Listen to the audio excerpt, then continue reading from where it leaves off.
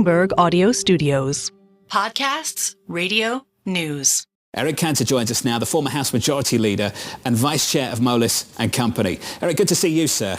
Good to be here. We're all trying to figure out how close are we to a point where a leader in America comes out with a set of policies and this market rejects it. How close are we to that moment? You know, John, it is so reminiscent of the discussion that we had even when I was on the Hill. And if you look back even 10 years ago, we were screaming the same thing, that we have reached a point of unsustainable debt levels. We have to do something about it. And I certainly agree with what both Ken Griffin and Larry Fink have said, that we are on an unsustainable path. I think, though, that the discussion around the debt and deficit is a little bit too simplistic because, yes, it's okay to have some level of debt and deficit. I think most people in their lives have it, and I think the government's the same. I think the trouble you get into is when you start growing that deficit and the debt more quickly than you grow the economy.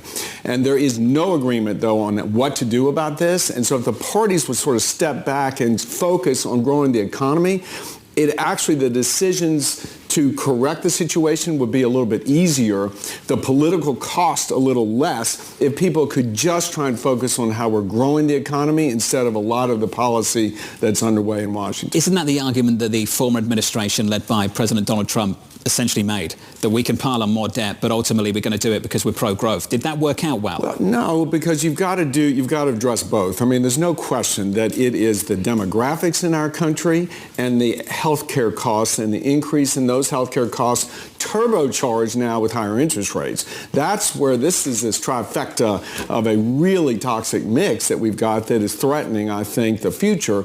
And I don't know if we're going to see the two candidates for president, the incumbent, and Donald Trump, ever propose a fix to this, but I think we know how to do it. We talked about how to do it when I was there.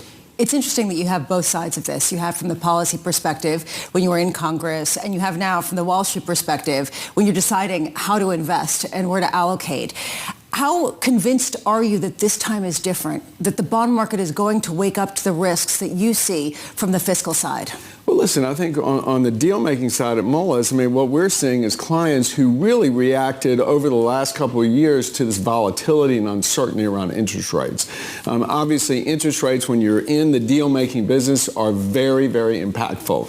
So, I do think, at some point, the market is going to reject this continued incurrence of debt. I mean, we're spending $1.7 trillion more of money than we have every single year at some point.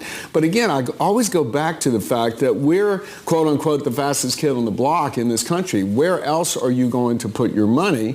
And whether we're seeing signs of that now in diversification, I'm not sure yet. I'm not sure, because when I look at it, and you look at the ADP report out today, we'll get the jobs report out later this week, but where else is there this innovation and dynamism? I mean, we're on a roll in this country where you've got more small business startups than we've ever had before. That is a signal that people are optimistic about America. If the market, though, was to push Washington's hand, because Washington is not going to be the ones to come up with a plan for the fiscal deficit, are the right people in place? You had a great relationship in 2011 with then former Vice President Biden. He's spoken glowingly about you, able to work in a bipartisan fashion. Are the right people in place to actually come to the crisis? Look, I think that the situation will demand that people, step up and come up with a solution. And there's really, to me, if you want to fix the problem and send the signal to the markets that the country and the investors in the markets that the country is on the right path, it's a simple notion, but it's difficult politically.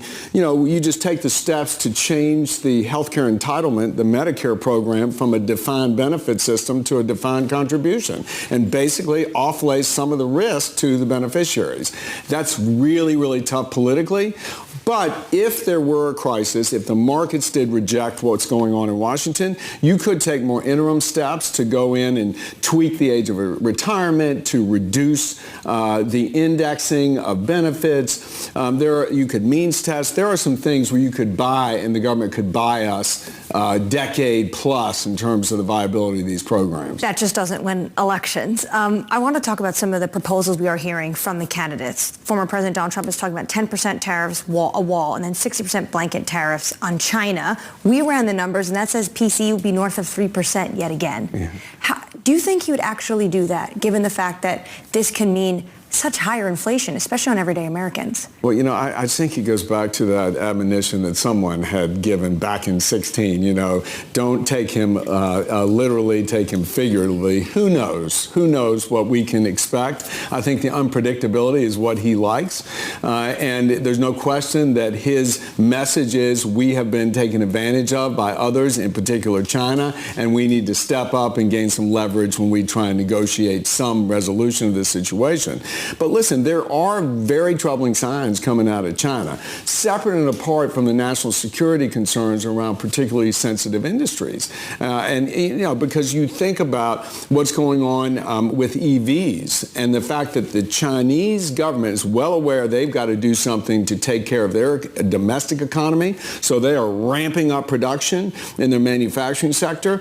And guess what? They're going to have so much excess that now they're already looking like they're sort of dumping all those into Europe, and the EV situation very, very concerning, and our OEMs here are equally, I think, as concerned that that may happen. When it comes to a deal-making perspective, how much are you avoiding cross-border deals because of some of these questions and concerns? Well, you know, I think it's very interesting because so much of the sectors that investors will look to, really, we're shining in the U.S., and there's a lot of European, Asian, Middle East investors who are looking to allocate their capital here in the U.S., but of course, there are political ramifications to monies coming in, and we've seen that when it comes to countries that are not aligned with us, whether it's China or someone else who is just not on the favored list. You have to go through the hoops with CFIUS and things like that. But I think the real concern that, you know, I continue to hear from clients at Moelis and others is the fact that we've got a situation with our antitrust regulators that it's not just applicable to cross-border deals, it's applicable to every deal. And I think what Lena Khan, Jonathan Cantor have done at both FTC and DOJ has been such a stretch in terms of interpreting the law and the antitrust law. And they've, I think, done a disservice to our country, to investors, and frankly damaging the competitiveness of America as a destination for capital. That's the world we live in right now. We were talking to Brian Moynihan just the other week on the trading floor of Bank of America. Had a similar complaint. He was talking about the amount of deals that were being held back by the prospect of them just not being able to pass, not being able to go through.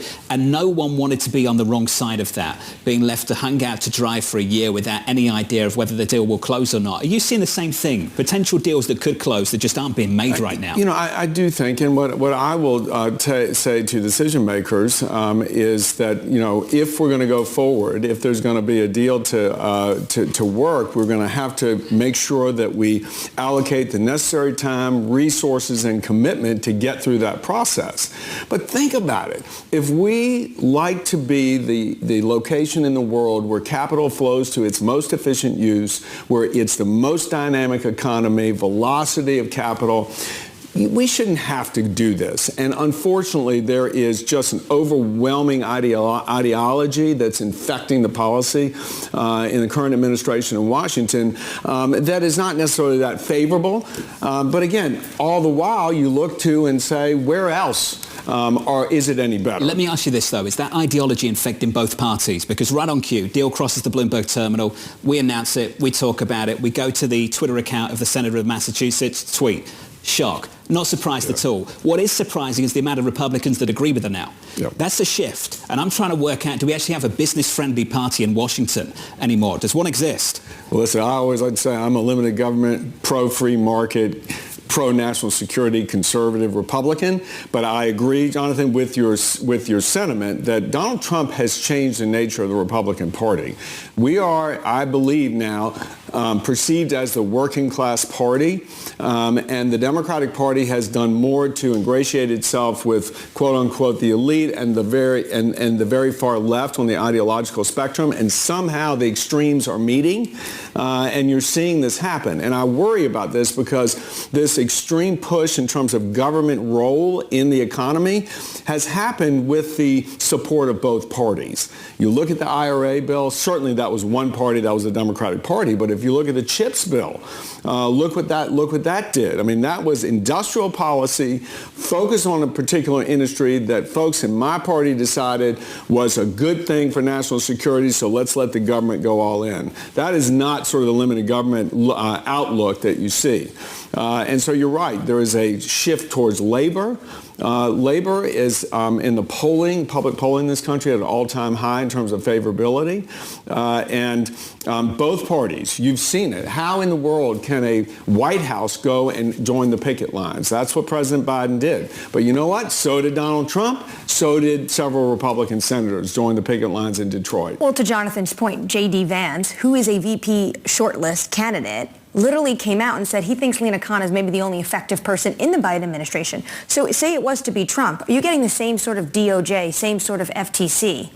That's the real question as to whether we're going to continue to see the extremity. I don't buy that because I still think there is a DNA. You're a product of that extremity. You lost your seat because of that. And that populist wave that people said, you were really the beginning of it. But remember where the anger was. The anger really was against the so-called establishment. It wasn't necessarily towards it was towards everything. We thought and probably assigned an overweight to the import of profligate spending in Washington. I think it was just more, it is about the establishment, the system, etc.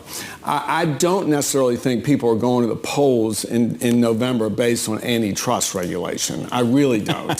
So I think that where you're going to have manifest in a next Republican Trump administration is more of the DNA that's a little bit more balanced and not so punitive on corporates. People might not be going to the polls, but you have to plan a business around it. And that's really one of the key questions. And we keep getting people in here saying, Lori Calvasina, it's like staring at the sun. How do you plan for something that feels like it is shifting and you don't know exactly how? Is there any way that you are planning with the business and the deal making to get ahead of whatever kind of push we're going to get in November? So I just think that we've got to be very mindful. In 2025, there will be the Super Bowl of fiscal policy debate because you've got expiration of the Trump tax cuts, and some would say, well, not all of them. Well, yes, there will be. Everything will be on the table.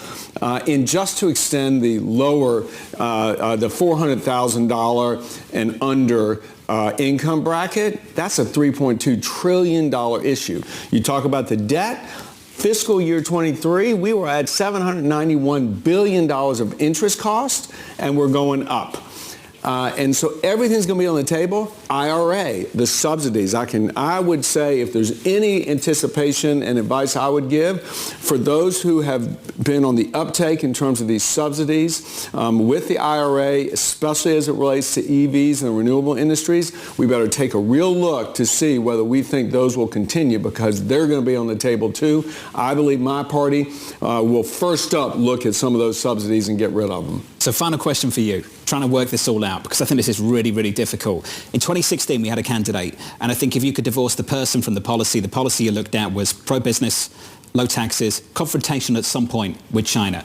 And then TikTok happened in the last couple of weeks, and I was just thinking, is the Trump template from Volume 1 applicable to Volume 2? Do you think it is? I do. I don't think that he has changed much in terms of his career trajectory. He's always been anti-China. He's always tried to go and gain some leverage in negotiations. He's a deal maker. I also think that he is focused on a growing economy. I think at the end of the day, with all the noise you see from J.D. Vance coming together with Elizabeth Warren and what have you, at the end of the day, the Trump administration next time will be pro-business because he'll want to see a growing economy. I could talk to you all day. This was great. Let's do it again soon. Terrific. Eric, thank you. Eric Cantor there of Moelis.